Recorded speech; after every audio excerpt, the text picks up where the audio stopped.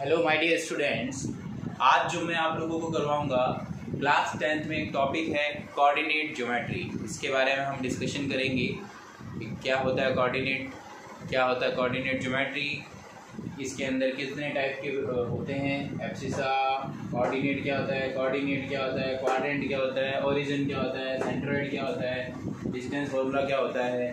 ठीक है, in case of collinear क्या कंडीशन पे फर्क पड़ेगा, वो सब हम पढ़ेंगे इसके बारे में। ठीक है, स्टेप बाय स्टेप हम पढ़ेंगे। तो सबसे पहले मैं बात करूंगा, इस चैप्टर में नाम आता है कोऑर्डिनेट ज्योमेट्री। देखिए, सबसे पहले किसी भी प्लेन, कोई भी प्लेन हो तो उसको हम जैसे 2D की बात करते हैं, कोई भी अगर 2D फिगर है तो उसके दो एक्सेस होते हैं। एक जो हॉरिजॉन्टल लाइन होती है उस लाइन को हम बोलते हैं एक्स एक्सेस। तो एक्सेस कौन से होते हैं? एक्स एक्सेस,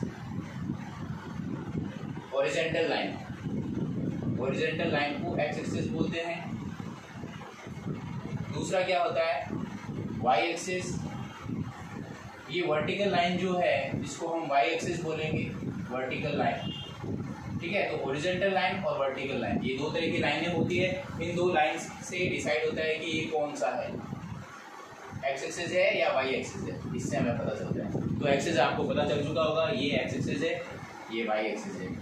और ये एक दूसरे से जहां पर परपेंडिकुलर, ये परपेंडिकुलर इंटरसेक्ट करते हैं एक दूसरे को, तो वो जो पॉइंट कहलाता है वो पॉइंट कहलाता है ओरिजिन।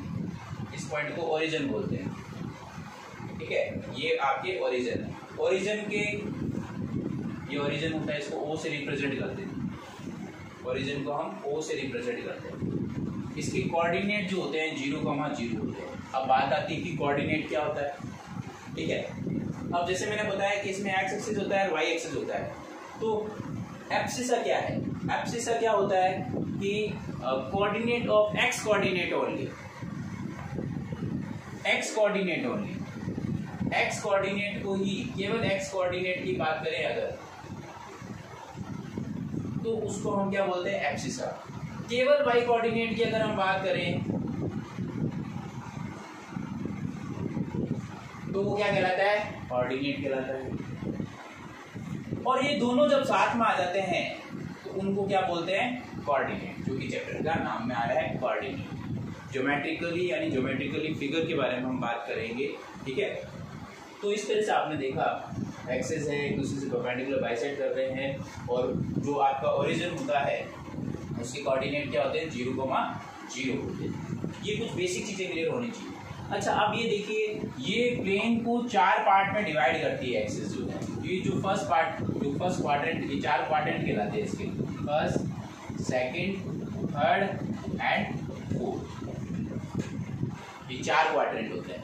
फर्स्ट क्वाड्रेंट के अंदर आप लोगों को अच्छे से पता है कि एक्स एक्सिस और वाई एक्सिस दोनों ही पॉजिटिव रहती है, क्योंकि यहाँ पर जो वैल्यू होती है नेगेटिव रहती है। तो यहाँ पर हम क्या लिखेंगे? ये दो, एक्स वाली तो नेगेटिव रहती है, वाई वाली पॉजिटिव रहती है। इसमें दोनों ही नेगेटिव रहती है। इसके अंदर क्या होता है? इसके अंदर आपके x तो पॉजिटिव रहता है लेकिन y नेगेटिव रहता है। इस तरह से होता है, ये आप लोगों ने पहले भी पढ़ा हुआ है। तो हम क्या करते हैं, इसका यूज कहाँ आया?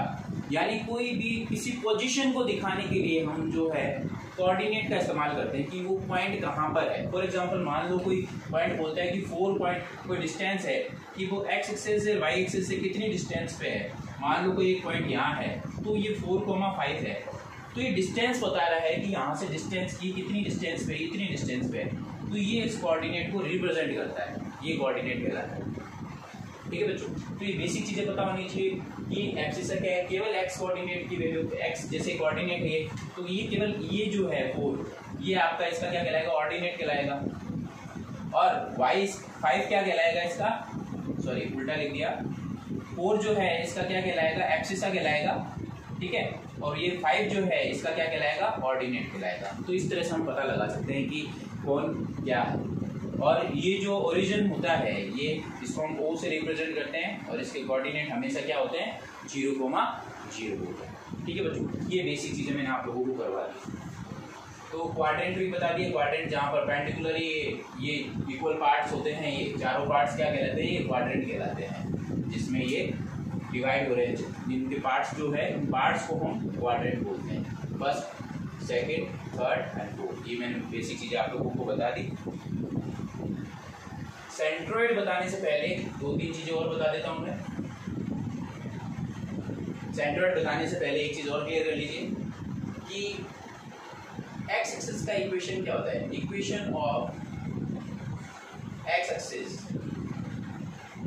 Equation of y axis, equation of x axis हमेशा क्या होता है, y इक्वल टू 0। इसमें y की वैल्यू हमेशा क्या होगी, 0 होगी बच्चों, क्योंकि जब वैल्यू जो है x एक्सिस के ऊपर है तो y की वैल्यू हमेशा क्या लेंगे, 0 लेंगे। उसी तरह से y एक्सिस का इक्वेशन क्या होता है, x इक्वल टू 0। तो ये आपको बेसिक चीजें पता होनी चाहिए। जैसे आप लोगों को कोई कहे कि कोई पॉइंट जो है x एक्सिस के ऊपर है तो y की वैल्यू डेफिनेटली क्या हो जाएगी, 0। तो कोऑर्डिनेट अगर पूछे on x axis,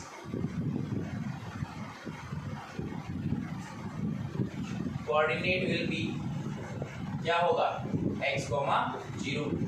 on y axis अगर आपसे पूछे कोऑर्डिनेट क्या होगा, 0, y। इस तरह से बच्चों आप लोगों को पता होना चाहिए, कुछ बेसिक चीजें पता होनी चाहिए, ठीक है। अब सेंट्रोइड क्या होता है, ये सेंट्रोइड तो हालांकि मुझे बाद में कराना चाहिए था, लेकिन मैंने अभी टॉपिक में पहले ले लिया है, तो आप समझ ही लीजिए कि सेंट्रोइड होता क्या है, ठीक है। सेंट्रोइड भी बता ही देते हैं। सेंट्रोइड क्या है, किसी ट्राइंगल के अंदर, जैसे एक ट्राइंगल है तो ट्राइंगल के अंदर जो मीडियन होता है, ये मीडियन आपस में जैसे यहाँ मिल रहा है, तो ये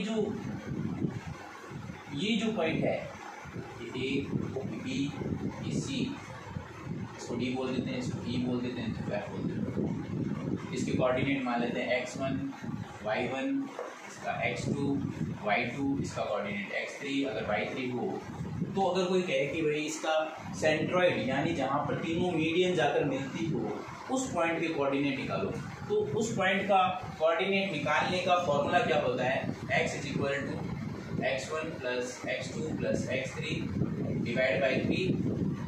इसी तरह से y is equal to y1 plus y2 plus y3 divided by. बस आपको ये फॉर्मूला नॉर्मल सा फॉर्मूला है, ये आप लोगों को ध्यान रखना है। इस फॉर्मूले से आप लोगों का सेंट्रोइड निकल जाएगा। सेंट्रोइड होता कहाँ है, सेंट्रोइड जहाँ पर तीनों मीडियन आपस में मिलते हैं वो आपका क्या कहलाएगा, सेंट्रोइड कहलाएगा, ठीक है बच्चों। अब मैं आप लोगों को नेक्स्ट जो है आप लोगों का ये पार्ट करवा रहा हूँ वो है डिस्टेंस फॉर्मूला, और इन केस ऑफ कोलिनियर क्या फर्क पड़ेगा, ये बच्चों ध्यान से समझ लो।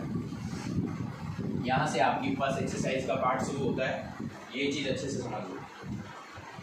डिस्टेंस फॉर्मूला, क्या जरूरत पड़ेगी डिस्टेंस फॉर्मूले,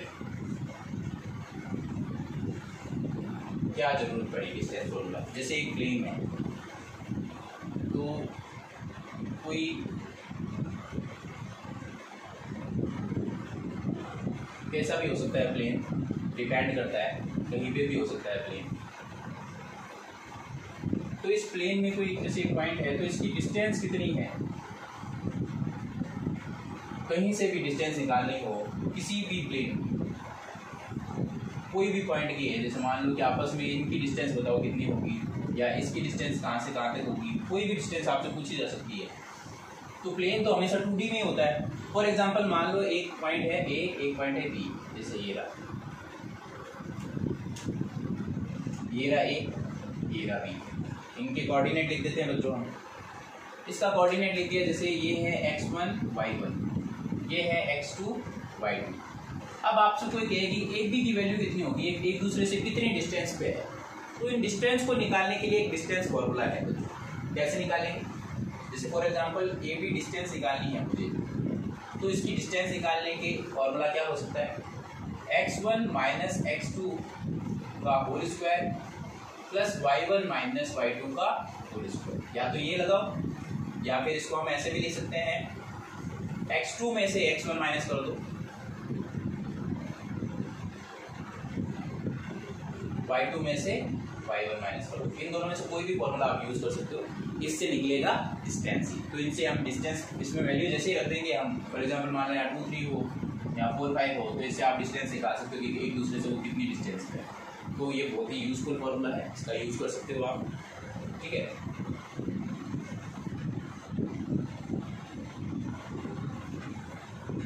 इन केस ऑफ कोलिनियर,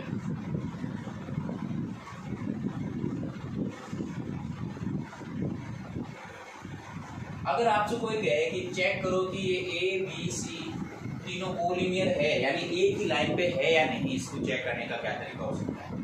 तो इसका ये तरीका हो सकता है कि sum of any one side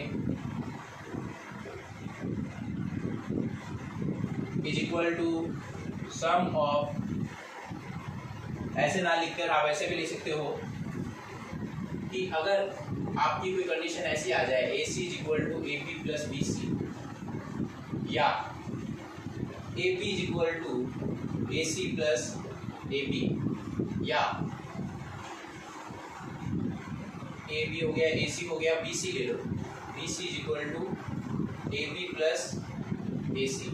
इनमें से कोई भी कंडीशन अगर वो फॉलो कर रहा है, यानी किसी भी दो पॉइंट्स का अगर डिस्टेंस इस तरह से आप निकालते हो और उनका सम जो है तीसरी साइड पे ऐसे इक्वल आ जाए, तो उस केस में वो क्या हो जाएगा? कोलिनियर हो सकता है। अब ये पॉइंट कहीं पे भी हो सकता है, कहीं पे भी पॉइंट हो सकते हैं, तो वो डिस्टेंस आप चेक कर सकते हैं कि कहाँ पर हो रहा है। ठीक है, इस तरह से हम क्वेश्चन लेंगे तो और ज़्यादा क्लियर हो जाएगा, वो आप चेक कर करके देख सकते हो कहाँ पर है। तो ये आप लोगों का क्या हो गया, इंट्रोडक्शन में एक पार्ट क्लियर हो गया। अब इसके अंदर क्या है कि बच्चों आप लोगों से कुछ चीज़ें, बेसिक चीज़ें पता होनी चाहिए, कुछ ज्योमेट्रिकली फिगर का भी पता होना चाहिए। क्या पता होना चाहिए? जैसे अगर कोई कहता है कि ये प्रूव करो कि ये इक्विलेटरल ट्रायंगल तो नहीं है,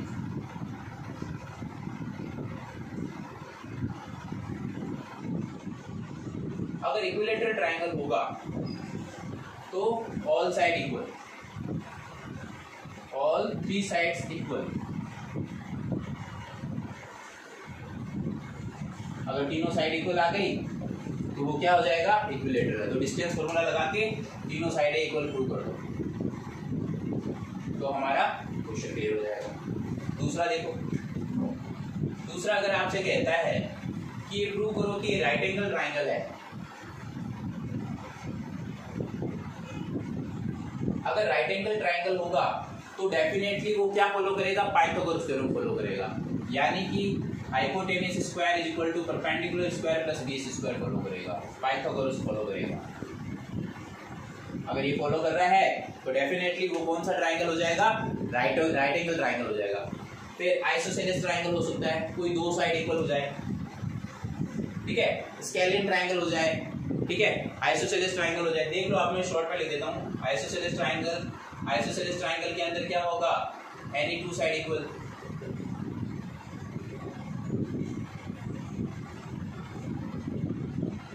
आइसोसेलेस राइट एंगल ट्रायंगल भी हो सकता है, उसमें ये प्रॉपर्टी भी साथ में ले सकते हो, फोर पार्ट ले सकते हो। स्केलियन ट्रायंगल, स्केलियन ट्रायंगल में क्या होगा? Not equal, all side not equal.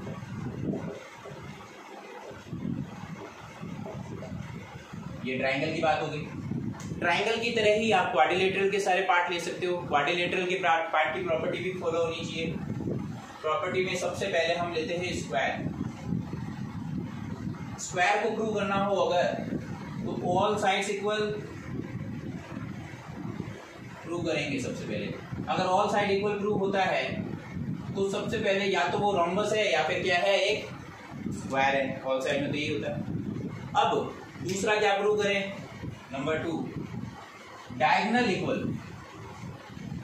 अगर आपने डायगोनल इक्वल प्रूव कर दिया और उसकी साइड भी इक्वल है तो वो क्या हो जाएगा? स्क्वायर हो जाएगा। दूसरा, अगर केवल रोम्बस बोले,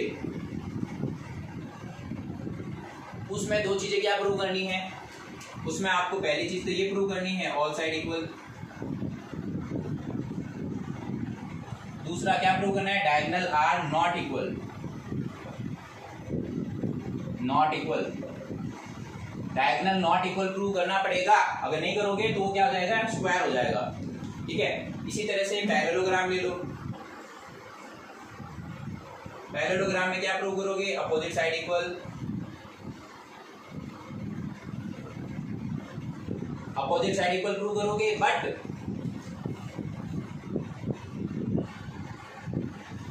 डायगोनल नॉट इक्वल ये भी प्रूव करना पड़ेगा। फोर पार्ट रेक्टेंगल, रेक्टेंगल में क्या करेंगे बच्चों? Opposite side equal,